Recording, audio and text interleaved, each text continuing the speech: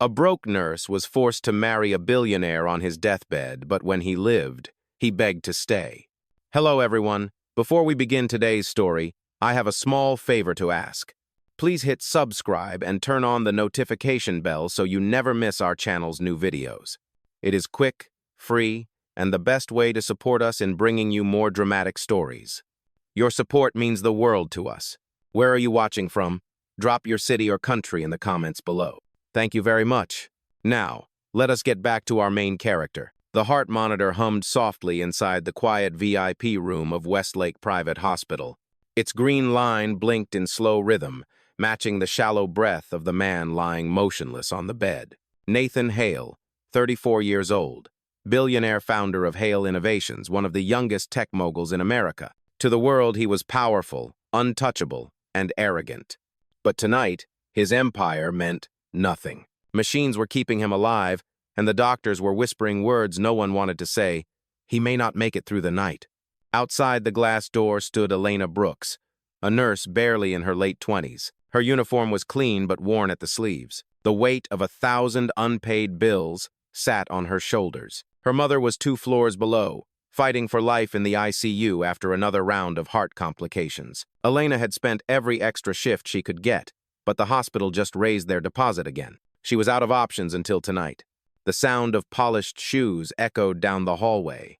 A man in a black suit appeared, holding a brown folder pressed tightly against his chest. "Mrs. Brooks?" he asked quietly. She turned, confused. "It's Miss Brooks. I am not married." He nodded once. "Then you will want to sit down." He opened the folder. "This concerns Mr. Nathan Hale's estate. His condition is critical. His will requires him to be legally married before midnight to complete a trust transfer." Elena blinked. "I do not understand. Why are you telling me this?" The lawyer's eyes softened but stayed professional. "Because he chose you." Her knees nearly buckled. "What? He does not even know me." "You have been on his night shift for 2 months," the lawyer replied. "He spoke of you before he slipped into the coma, said you were the only one who treated him like a person." Elena shook her head in disbelief. "You want me to marry a man who might die tonight?" He slid the paper toward her. "In exchange, Mr. Hale's foundation will cover all your mother's medical bills completely. You would also receive a small stipend for legal formality. No strings beyond the contract. The ceremony would happen here in this room." Her hand trembled over the paper. Her mother's oxygen alarm had gone off just that morning. The nurse at the ICU desk had said coldly, "If the next payment does not clear, we will have to move her to public care." Elena could still hear it echoing. She stared through the glass wall at Nathan's still body, surrounded by beeping machines. He looked peaceful, almost too young to be dying. She swallowed hard. "Why me?" The lawyer's voice softened. "Because sometimes the dying want to be remembered by kindness, not blood." Ugh. The clock on the wall ticked toward 11:59, her vision blurred with tears. She thought of her mother's pale face, the unpaid invoices, and this stranger fighting for one more breath. Finally, she whispered, "I will do it." They entered the room. The lights dimmed. The lawyer took position at the bedside, the hospital chaplain beside him. Elena stood trembling in her scrubs, hands cold and damp. The chaplain's voice broke the silence. "Do you, Elena Brooks, take Nathan Hale to be your lawful husband, to have and to hold, in sickness and in health, until death do you part?" Her throat tightened. She looked at the unconscious man, his chest rising under the rhythm of the machines. "I do," she whispered. The chaplain turned. "And do you, Nathan Hale, take Elena Brooks?"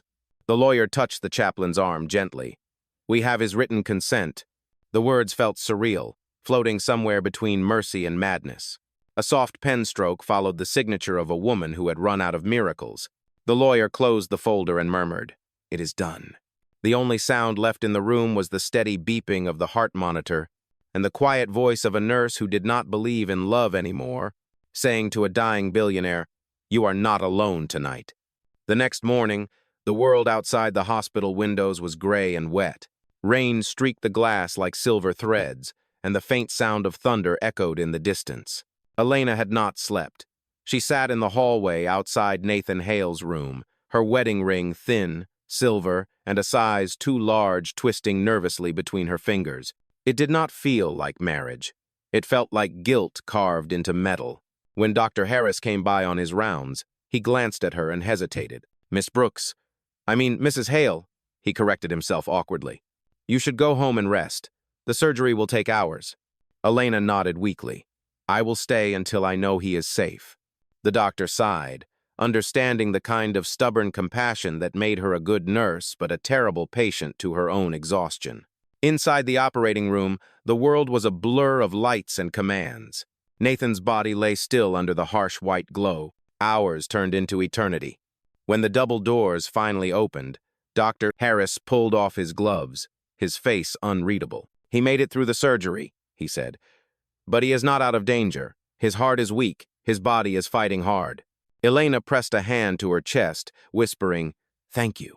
It was strange gratitude for a man she barely knew, whose name she now carried on her finger. For the next few days, she returned to his room every night after her regular shifts. She changed his bandages, checked his vitals, and spoke to him even though he could not answer. It was easier to talk when no one listened. You probably think this is crazy, she murmured, wiping his forehead with a warm cloth. I do too, but I guess we both needed something from each other. You needed a wife on paper, and I needed a miracle. Her voice softened. Maybe that is what this is, a miracle that does not look like one. The monitor beeped gently, like a heartbeat answering her. Days blurred into nights. She learned every pattern of the machines, every flicker of the lights in that room. One evening, as she reached to adjust his blanket, she froze. His fingers twitched. It was barely a movement, a ghost of motion, but it was real. She stared, holding her breath. Nathan? No answer. The hand went still again, and she almost convinced herself she imagined it. But the next night, it happened again. A faint tightening of his jaw, a whisper of life under his stillness. She ran to Dr. Harris. He moved. I swear he did. Twice. The doctor frowned, skeptical but curious. We will run a new scan in the morning. For now, keep doing what you are doing. So she did. She talked to him more, told him about her mother, about the cheap coffee from the vending machine, about the nurse who always sang off-key during night shifts. Each time, the monitor seemed to respond with a steadier rhythm, as if his heart recognized her voice. On the 10th day after the surgery, as dawn spilled through the blinds, she leaned close to check his pulse. Her hand brushed his, and suddenly his fingers tightened weakly around hers. Elena gasped. Nathan, can you hear me? His eyelids fluttered. The heart monitor spiked. A whisper escaped his lips, raw and fragile. Where am I? Tears filled her eyes. You are in the hospital. You made it, Nathan. His brow furrowed as he struggled to focus on her face. Who are you? She hesitated. The truth sat heavy in her throat. I am your nurse, she said softly. Then, after a beat, she added, and your wife. His eyes widened, confusion flashing through the haze. My what? She looked down, ashamed. It is a long story. You were dying. There was a will, a lawyer. He interrupted, his voice hoarse but steady. So, you married me? To save me? She swallowed. No, to save my mother. But I stayed because someone had to. For a long moment he just stared at her, breathing hard, processing words that did not make sense yet. Then, unexpectedly, he laughed a dry, broken laugh that made the monitors jump again. Well, he whispered, that is one way to meet your husband. Elena's lips curved despite herself. He was alive, and that meant everything. As the morning light touched the corner of his bed, she whispered, Welcome back, Mr. Hale. He looked at her hand still in his, then up at her face, and for the first time, the famous billionaire smiled, not like a man who owned the world, but like someone who was seeing it for the first time. Outside, the rain had stopped. Inside, the silence was filled with something new, the quiet beginning of a love neither of them had agreed to, but both were already part of. The news of Nathan Hale's awakening spread through the hospital like wildfire. Doctors, nurses, and reporters wanted to know how the youngest billionaire in the city had returned from the edge of death. But inside his private suite, life was quieter, fragile, almost tender. Elena sat by the window, updating his chart as sunlight poured across the polished floor. Nathan had been awake for 3 days now. His strength was returning slowly, though his voice was still hoarse. He had asked questions, hundreds of them, about his company, his accident, and finally about her. So, you are a nurse who became my wife, he said that morning, leaning weakly against his pillows. His tone carried both disbelief and curiosity. Elena tried to keep her eyes on the monitor instead of his face. Yes, by law that is correct. But it was just a contract. You do not owe me anything. Nathan smiled faintly. That is not how marriage usually works. Her cheeks flushed. This is not a usual situation. He studied her quietly, his sharp mind already rebuilding the pieces of what had happened. You said there was a lawyer. Who arranged it? Elias Trent, she answered. Your corporate attorney. He said it was part of your final instructions if you did not make it. Nathan let out a soft breath, half a laugh, half a sigh. Sounds like something I would do. Always planning ahead, even for my own funeral. For the next week, he continued his recovery, and Elena remained assigned as his private nurse. She was used to taking care of patients, but never someone who watched her so closely. Nathan asked about everything, the way she tied her hair, the kind of music she liked, what kind of hospital food she could tolerate. She tried to stay professional, but there was warmth in his voice that unsettled her. One afternoon, while adjusting his IV line, she noticed a small photo on the bedside table, a younger Nathan with his parents. Her voice softened. You were close with them? He nodded slowly. They died in a plane crash when I was 23. I built Hale Innovations from their inheritance. That was my way of surviving. Elena hesitated, then said quietly, Surviving is not the same as living. The words lingered in the air. For the first time, Nathan did not have a clever reply. Later that evening, the hospital board arranged a meeting in the conference room to discuss Nathan's recovery plan. Elena waited outside while his legal team and investors argued over his future. Through the glass, she saw Nathan look tired, more human than powerful. When he finally stepped out, he said with a dry smile, They are already fighting about who gets to control my empire while I learn how to walk again. Elena responded softly, Then let us start by helping you walk. From that day, their routine changed. Mornings began with physical therapy, slow, painful steps supported by her steady hands. Evenings ended with quiet conversations over tea instead of medicine. She taught him patience. He taught her to laugh again, but not everyone approved. Some nurses whispered behind her back, calling her Mrs. Hale, the lucky nurse. Others believed she had manipulated him for money. Elena ignored them, focusing on her work. Still, she could not help but feel the distance between who she was and who the world thought she was. One night, Nathan caught her alone in the hallway, staring at her wedding ring. You still wear it, he said gently. Elena looked down at the thin silver band. It feels wrong to take it off, and wrong to keep it on. He reached for her hand, his touch hesitant but warm. Then keep it, at least until I can walk again. I might need it as motivation. She laughed softly. You are impossible. He smiled. You married impossible. Days turned into weeks. Nathan's color returned. His posture straightened, and the spark in his eyes began to match the stories people told about him. Yet there was something new, an unspoken gentleness that only appeared when Elena was near. One morning, as she entered his room, she found him standing without assistance for the first time. He looked at her, proud and trembling. You said surviving is not living. Maybe it is time I learn how to live. Before she could answer, he added quietly, Would you help me with that, Mrs. Hale? Her heart skipped. She had promised herself not to feel anything beyond duty, but his voice steady, grateful, and so heartbreakingly sincere made that promise harder to keep. She nodded. One step at a time, Mr. Hale. He smiled. One step at a time. The hospital lights flickered softly as they began their walk down the corridor together, his hand gripping hers not as a patient clinging to his nurse, but as a man learning to stand beside her. Outside, the evening sun burned through the clouds for the first time in weeks, and in that light, neither of them noticed the camera flashing from the end of the hallway, a photo that would soon appear on every news headline in the city. The next morning, chaos erupted in the hospital lobby. A tabloid headline screamed from every newsstand, Nurse Mary's billionaire patient's secret wedding exposed. There was a grainy photo of Elena holding Nathan's hand during his first steps down the hallway. By noon, reporters swarmed the entrance, demanding to know if the marriage was real or a scheme. Inside his suite, Nathan scrolled through the article on his tablet, jaw tight. He looked stronger now, dressed in a plain sweater instead of a hospital gown, but his eyes burned with anger. They make it sound like you planned all of this, he muttered, like you married me to steal my money. Elena's throat tightened. I do not care what they think. I just want to keep my job. Nathan set the tablet down, his voice low but firm. You are not just a nurse anymore, Elena. You are my wife, whether the world believes it or not. She shook her head. It was a legal arrangement, Nathan. It was supposed to end once you recovered. He met her eyes, and for a moment, neither spoke. The silence between them was louder than any accusation outside the door. That afternoon, Dr. Harris came to warn them. The board is furious. They say the scandal could damage the hospital's reputation. Elena, they might suspend you until the investigation clears. Her heart sank. Suspend me? For what? For saving his life? The doctor sighed. You know how these things look.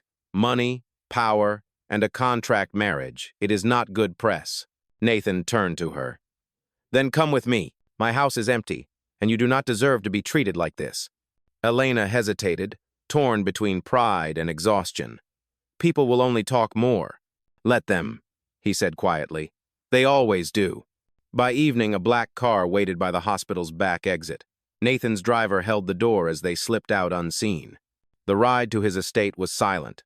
Rain hit the windows again, steady and relentless, as if the city itself refused to let them rest. When they arrived, Elena stared up at the mansion that loomed behind iron gates. She had seen it before in magazines, marble steps, endless windows, the kind of home people dreamed about but never touched. Inside, the halls were immaculate but cold.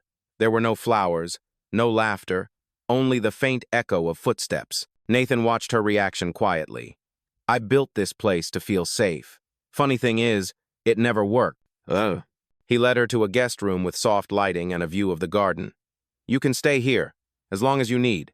Elena nodded politely. Thank you, Mr. Hale. He paused at the door. Nathan, he corrected. Call me Nathan, please. Her lips parted, but no words came. When he left, she stood by the window, watching the rain trace lines across the glass. For the first time, she felt truly trapped between two worlds, too poor to belong here, too changed to go back. The following days settled into an uneasy rhythm. Nathan worked remotely with his team, rebuilding his company's leadership after months of absence. Elena handled his medications, helped with therapy, and tried to ignore the headlines that called her the gold-digging widow who got lucky.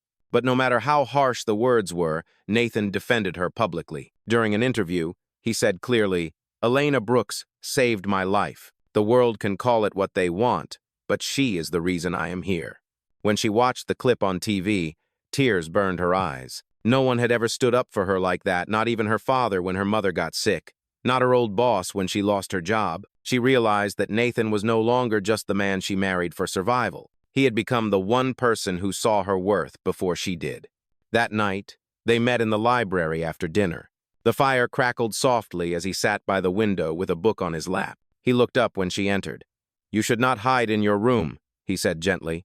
This house gets lonely fast. Elena smiled faintly. I was never meant for places like this.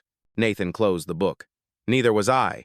I just happened to build one. They sat in silence for a while, the air warm but charged with something unspoken. Finally, he said, when I was lying in that hospital bed, I kept hearing your voice. It was the only thing that pulled me back.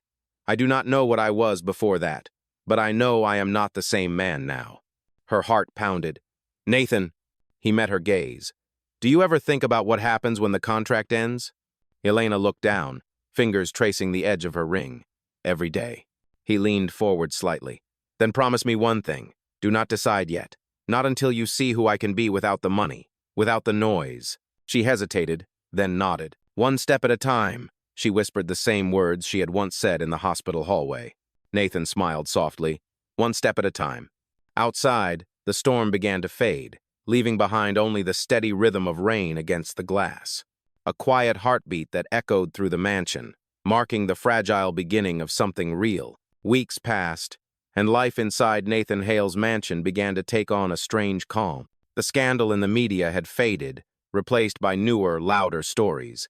But within those quiet walls, something deeper was growing, something that neither Nathan nor Elena dared to name. Elena adjusted easily to the household routine. She helped Nathan with therapy every morning, oversaw his medication, and often prepared simple meals for them both when the staff was gone. It was supposed to be temporary, but the days slipped into weeks until she no longer noticed the difference between duty and care.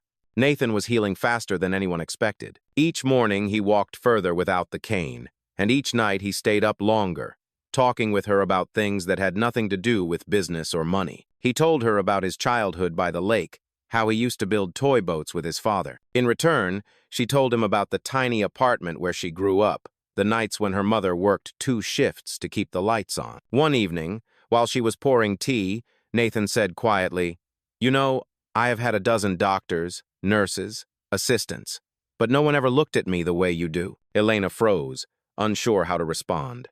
"I only look at you as my patient." He smiled faintly. "Then I must be the luckiest patient alive." Before she could speak again, the doorbell echoed through the hall. Moments later, the butler entered. "Mr. Hale, Mr. Elias Trent is here to see you." Nathan frowned. "At this hour?"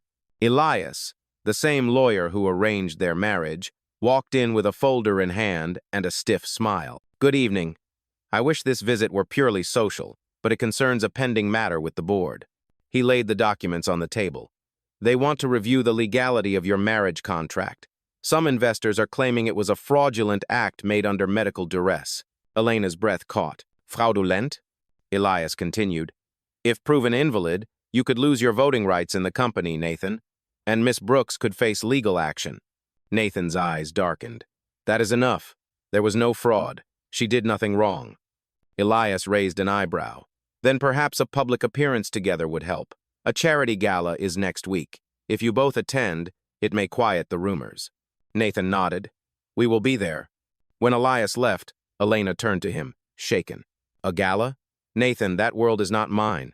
He reached for her hand gently. "Then let it be ours. You do not have to pretend to be anyone else." The night of the gala arrived. Elena wore a soft navy gown. Nathan's stylist had chosen elegant but modest. Her heart pounded as the limousine pulled up to the Grand Hotel, flashes from cameras reflecting in the windows like lightning. Nathan offered his arm. "Ready?" She whispered. "Not really." He smiled. "Then hold on to me." "Oh, and..." Inside, the ballroom glittered with chandeliers and laughter. Elena felt the weight of every glance, every whisper.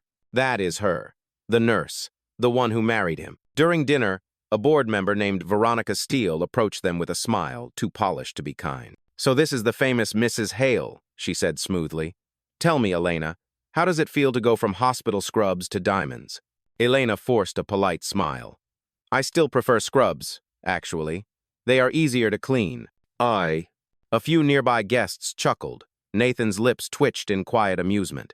Veronica flushed slightly but continued, "It must be difficult, living up to expectations." Elena met her eyes. "Expectations are only heavy if you carry the wrong ones." The small crowd fell silent for a heartbeat before polite laughter rippled through the table. Nathan leaned closer and whispered, "You handled that better than I ever could." She smiled faintly. "Years in a hospital teach you patience and thick skin." Later that evening, while the music slowed, Nathan asked her to dance. "I cannot dance," she murmured. "Neither can I," he said softly. "But we can learn together." He guided her gently across the floor. The world seemed to fade, the whispers, the lights, the fear. For the first time, it felt like they were not pretending. When the song ended, applause rose around them. Elias approached with a nod. "You did it. The photos will be everywhere by morning. The narrative will change." Nathan looked at Elena and replied simply, "Let them write whatever they want. I know what is real." As they left the ballroom, Elena turned to him. "You defended me again, in front of all of them. Why?" He stopped at the door, his voice quiet but certain. "Because you defended me when everyone else had already given up." Outside, the night air was cool, the city lights shimmering across the wet pavement. Nathan took her hand, and for the first time, she did not pull away. For weeks, their marriage had been a line on paper, but tonight, somewhere between the music and the silence, it began to feel like a promise. The night after the gala, the world felt strangely quiet. Nathan and Elena returned to the mansion long after midnight. The city lights faded behind them, leaving only the hum of tires on wet pavement and the soft rhythm of rain. Neither spoke during the drive. They did not need to. The silence between them was no longer awkward. It was full, like a secret waiting to be said. When they reached the house, Nathan held the door for her, but instead of walking toward his study, he went straight to the garden terrace. "Come outside," he said. "There is something I want to show you." Elena followed him through the glass doors. The rain had stopped, and the garden shimmered under silver moonlight. In the center stood a fountain surrounded by lilies white, still blooming even in the cold. Nathan's voice was low. My mother planted these. She used to say that lilies only open for people who mean no harm. Elena smiled softly. Then they like you. He shook his head. No, they like you.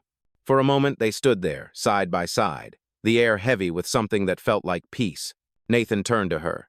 You know, I used to think I had everything, but after that accident, I realized I had built an empire out of fear. Fear of losing, fear of trusting.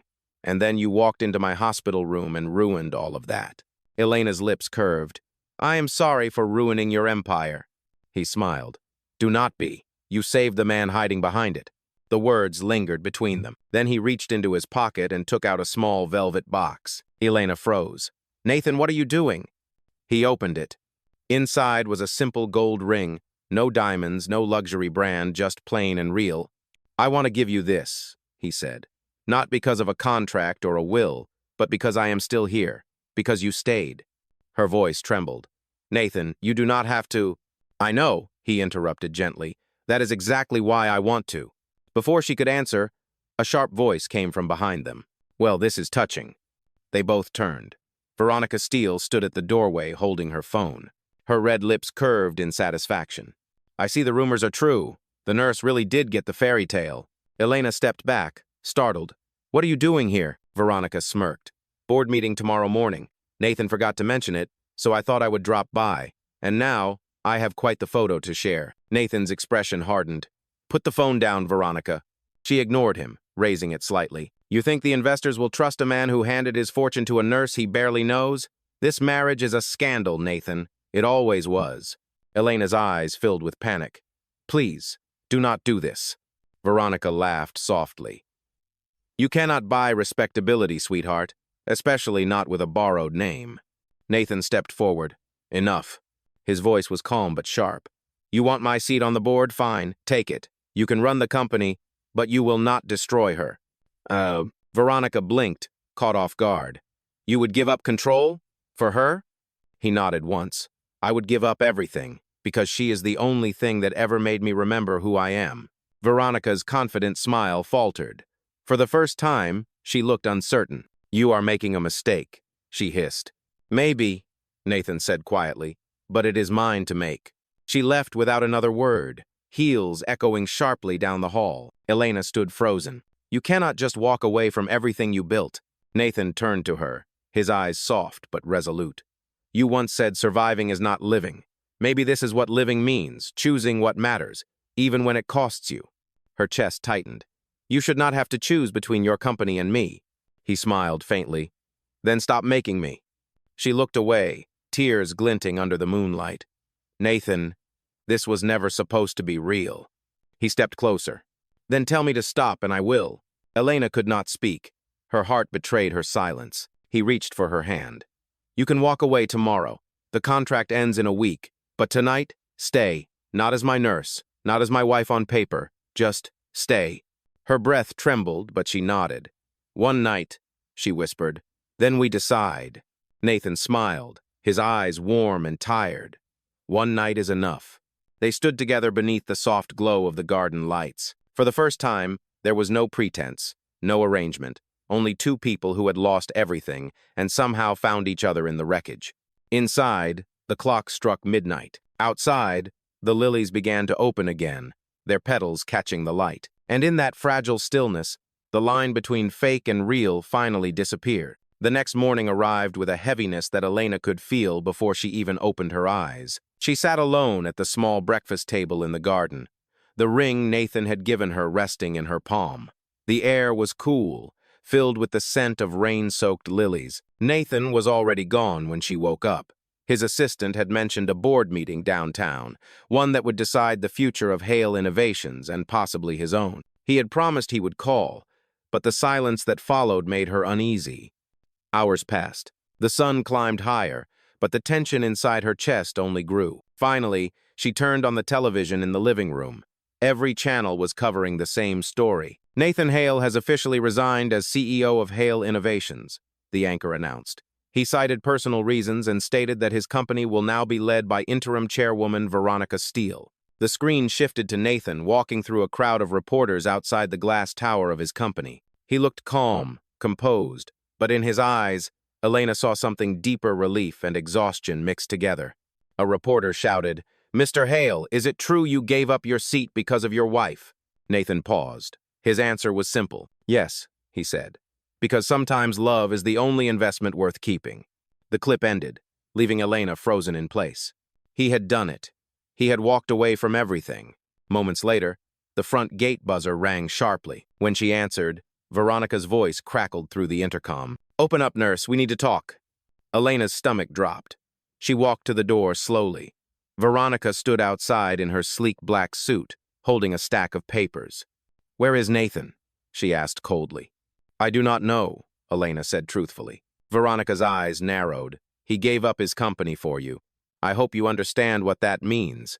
You are the scandal that will haunt him forever." Elena's hands clenched at her sides. "You wanted the company, and now you have it. Why come here?" Veronica smirked. "Because I wanted to see what kind of woman can make Nathan Hale forget who he is. I thought you would look stronger." Elena swallowed hard but kept her voice steady. "Strength is not about looking powerful. It is about standing when everything else falls apart." For the first time, Veronica had no reply. She turned away, muttering, "We will see how long you can stand." After she left, Elena sat on the steps, trembling. The ring glinted in her hand, catching the sunlight. Part of her wanted to run to leave before Nathan regretted everything. But another part whispered that leaving would betray everything they had fought for. The sound of tires crunching on gravel broke her thoughts. A car pulled up, and Nathan stepped out, his jacket slung over one shoulder. He looked exhausted but at peace. "I heard she came," he said softly. Elena nodded. "She did." He smiled faintly. "Good. Then she knows I am done with that life." Her voice trembled. "You did not have to lose everything for me." Nathan stepped closer. "Maybe not. But if keeping everything means losing you, then it is not worth it." Elena felt tears burn her eyes. "Nathan, what happens now?" He reached for her hand, closing her fingers around the ring. "Now, we start over. No contracts, no headlines, just us." The world around them was still chaotic, but in that quiet moment, everything finally made sense. They had begun as strangers bound by necessity and ended as two people choosing each other for real. 2 weeks passed after Nathan's resignation, and the mansion slowly transformed from a symbol of power into something softer, warmer, almost human again. The security guards were gone, the staff reduced to a few helpers, and the endless board calls had disappeared. In their place came mornings filled with quiet laughter, home-cooked breakfasts, and long walks in the garden. For the first time, Nathan was learning how to live without the weight of a company on his shoulders. He spent hours working on blueprints for a new project, nothing corporate this time, but something close to his heart. One evening, he placed a file on the dining table and looked at Elena with that familiar spark in his eyes. "I've been thinking," he said. "You once told me your dream was to build a care center where every patient would be treated like family. What if we made that real?" Elena blinked. "Nathan, you do not have to—" He interrupted gently. "I want to. We will call it the Hale Foundation for Care. It will not be about profits or publicity. It will be about people." Her eyes filled with tears. "You gave up your empire, and now you are building something new. Why?" He smiled softly. "Because this time, I am building it with you." Their hands met across the table. It was a simple touch, but it carried the weight of everything they had survived. Within days, Nathan's idea began to grow. He contacted former employees, doctors, and community leaders, inviting them to be part of the foundation. When the local press tried to spin it as a redemption project, Nathan faced the cameras head-on. He said clearly, "I did not lose everything. I found what matters. My wife taught me that real success is not in numbers, it is in kindness." The statement went viral. People who once doubted him began donating, volunteering, and sharing their own stories of struggle. Elena watched from the sidelines as the world finally saw the man she had come to know, not the billionaire in a suit, but the human being beneath it. The grand opening of the Hale Foundation arrived on a bright Saturday morning. The building stood near the edge of the city, modest but full of light. Banners hung outside with the words, care, dignity, hope. Nathan stood on the stage beside Elena as reporters gathered around. When it was his turn to speak, he looked at her first, then at the crowd. I once thought I had to control everything, he said. Then I met a woman who showed me that love is not control, it is courage. She married me when I was dying, and somehow she brought me back to life. Applause filled the courtyard. Cameras flashed. But for Elena, the moment felt strangely still. It was not fame or pride that filled her chest, it was peace. This was the ending she never knew she wanted. After the ceremony, they walked through the new building together. Children laughed in the therapy room. Nurses smiled in the hallway. Elena touched the sign by the entrance. Dedicated to all who choose compassion over comfort. Nathan turned to her. We did it. Ugh. She shook her head, smiling through tears. You did it. He took her hands. No, Elena, we both did. You are the heartbeat of all this. The sun began to set, painting the glass walls gold. Nathan leaned closer, whispering, I used to think our story started the night I almost died. But now I know it started the moment you said, I do, even when it made no sense. She looked up at him, her voice trembling. And it will not end with a contract. It ends when we stop choosing each other. End of, he smiled. Then it will never end. As they stepped outside, the crowd erupted into cheers. Nathan slipped his arm around her, the cameras flashing behind them. But for once, neither of them cared who was watching. A full year later, the Hale Foundation had become a haven for those who needed help most. Its walls were filled with laughter, healing, and second chances, the very things Elena and Nathan once thought they would never find. Every morning, Nathan arrived early, greeting the staff and helping in the rehabilitation wing. He no longer wore designer suits or carried the weight of a billion-dollar empire. Instead, he wore rolled-up sleeves, comfortable shoes, and a simple silver ring that matched the one on Elena's hand. Elena ran the community health program, working directly with families who could not afford care. She loved watching the patients recover, but she loved something else, even more the quiet pride in Nathan's eyes whenever he saw her working. One afternoon, as they sat together in the garden behind the foundation, Nathan held a thin folder in his hands. He smiled as he placed it on her lap. Do you remember the night we met, the night you signed that contract? Elena nodded slowly. How could I forget? Nathan's voice softened. I kept that paper. I thought we could finally tear it up together. She opened the folder. Inside was their original marriage contract. The ink faded but still clear. Her fingers trembled as she read the clause that once bound them. Valid for 1 year, or until the death of either party. Nathan handed her a pen. No more contracts, no more conditions, just choice. Elena smiled through tears and signed her name again, this time on a new page, one that simply said, Vow Renewal. Nathan signed beside her and whispered, Now, this is real. The small ceremony took place that evening on the foundation's rooftop. It was simple string lights, soft music, a few close friends, and the people they had helped over the past year. Dr. Harris stood as the officiant, grinning as he read the vows. Nathan turned to Elena, his eyes full of quiet emotion. When I first met you, I was dying, he said. But you did not just save my life, you gave me one. I fell in love with your strength, your kindness, and your refusal to give up, even when I did. I do not promise perfection, I promise presence. For every tomorrow we are given. Elena's voice trembled as she answered, When I said I do in that hospital room, I did not understand what love was. I only knew you needed someone, and so did I. Today, I know love is not rescue, it is choosing to stay. And I will keep choosing you. The guests applauded softly as they exchanged rings again, the same simple ones they had worn from the start. Nathan kissed her hand, whispering, Thank you for saying yes twice. She smiled. You made it easy to say yes the second time. As the sun set over the city, the lights of the foundation glowed below them, like stars scattered across the ground.